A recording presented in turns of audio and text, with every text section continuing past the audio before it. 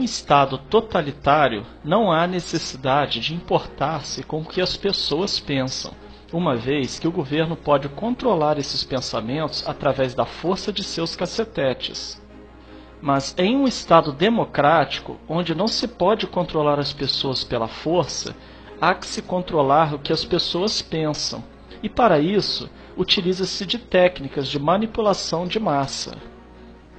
Adiante citaremos as 10 técnicas de manipulação listadas por Noam Chomsky, um linguista, filósofo, cientista cognitivo, comentarista e ativista político norte-americano, referenciado em âmbito acadêmico como o pai da linguística moderna. Também é uma das mais renomadas figuras no campo da filosofia analítica. Número 1. A estratégia da distração.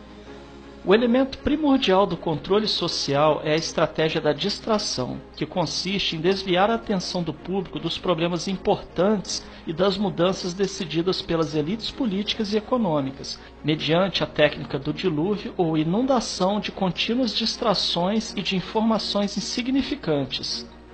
A estratégia da distração é igualmente indispensável para impedir ao público de interessar-se pelos conhecimentos essenciais, na área de ciência, da economia, da psicologia, da neurobiologia e da cibernética. Consiste em manter a atenção do público distraída, longe dos verdadeiros problemas sociais, cativada por temas sem importância real. Manter o público muito ocupado, sem nenhum tempo para pensar nas coisas que realmente têm importância. Estratégia de número 2. Criar problemas, depois oferecer soluções. Este método também é chamado de problema-reação-solução. Cria-se um problema, uma situação prevista para causar certa reação no público, a fim de que este seja o mandante das medidas que se deseja fazer aceitar. Por exemplo, deixar que se desenvolva ou se intensifique a violência urbana, ou organizar atentados sangrentos, a fim de que o público seja o mandante de leis de segurança e políticas em prejuízo da liberdade. Ou também, criar uma crise econômica para fazer aceitar como um mal necessário o retrocesso dos direitos sociais e o desmantelamento dos serviços públicos.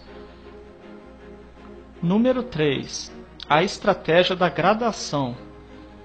Para fazer com que se aceite uma medida inaceitável, basta aplicá-la gradativamente, a conta-gotas, por anos consecutivos. É dessa maneira que condições socioeconômicas radicalmente novas, como o neoliberalismo, foram impostas durante as décadas de 80 e 90. Estado mínimo, privatizações, precariedade, flexibilidade, desemprego em massa, salários que já não asseguram uma vida decente, tantas mudanças que haveriam provocado uma revolução se tivessem sido aplicadas de uma só vez. Número 4. A estratégia do deferido. Outra maneira de se fazer aceitar uma decisão impopular é de apresentá-la como sendo dolorosa e necessária, obtendo a aceitação pública no momento para uma aplicação futura. É mais fácil aceitar um sacrifício futuro do que um sacrifício imediato. Primeiro, porque o esforço não é empregado imediatamente. Em seguida, porque o público, a massa, tem sempre a tendência a esperar ingenuamente que tudo irá melhorar amanhã e que o sacrifício exigido poderá ser evitado. Isto dá mais tempo ao público para acostumar-se com a ideia de mudança e de aceitá-la com resignação quando é chegado o momento. Estratégia número 5. Dirigir-se ao público como crianças de baixa idade. A maioria da publicidade dirigida ao grande público utiliza discurso, argumentos, personagens e entonações particularmente infantis, muitas vezes próximos à debilidade, como se o espectador fosse um menino de baixa idade ou um deficiente mental. Quanto mais se deseja enganar ao espectador, mais se tende a adotar um tom infantilizante. Por quê? Se você se dirige a uma pessoa como se ela tivesse a idade de 12 anos ou menos, então, em razão da sugestionabilidade, ela tenderá com certa probabilidade a uma resposta ou reação também desprovida de um sentido crítico, como a de uma pessoa de 12 anos ou menos de idade. Estratégia número 6. Utilizar o aspecto emocional muito mais do que a reflexão. Fazer uso do aspecto emocional é uma técnica clássica para causar um curto-circuito na análise racional e, por fim, ao sentido crítico dos indivíduos. Além do mais, a utilização do registro emocional permite abrir a porta de acesso ao inconsciente para implantar ou enxertar ideias, desejos, medos e temores, compulsões ou induzir comportamentos. Estratégia de número 7. Manter o público na ignorância e na mediocridade. Consiste em fazer com que o público seja incapaz de compreender as tecnologias e os métodos utilizados para seu controle e sua escravidão.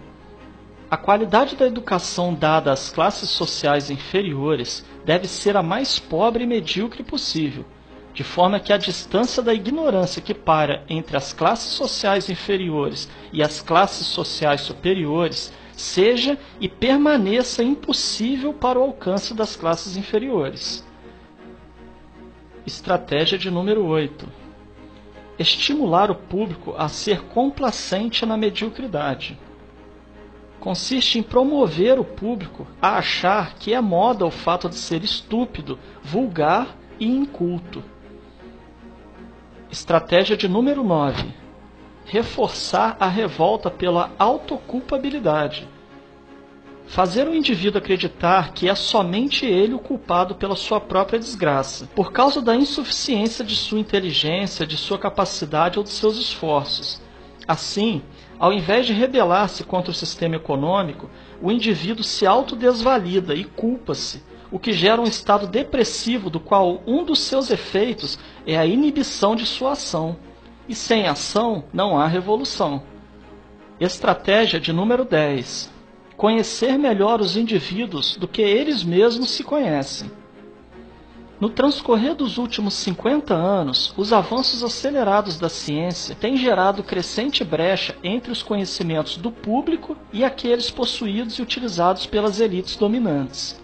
Graças à biologia, à neurobiologia e à psicologia aplicada, o sistema tem desfrutado de um conhecimento avançado do ser humano, tanto de forma física como psicologicamente. O sistema tem conseguido conhecer melhor o indivíduo comum do que ele mesmo conhece a si próprio.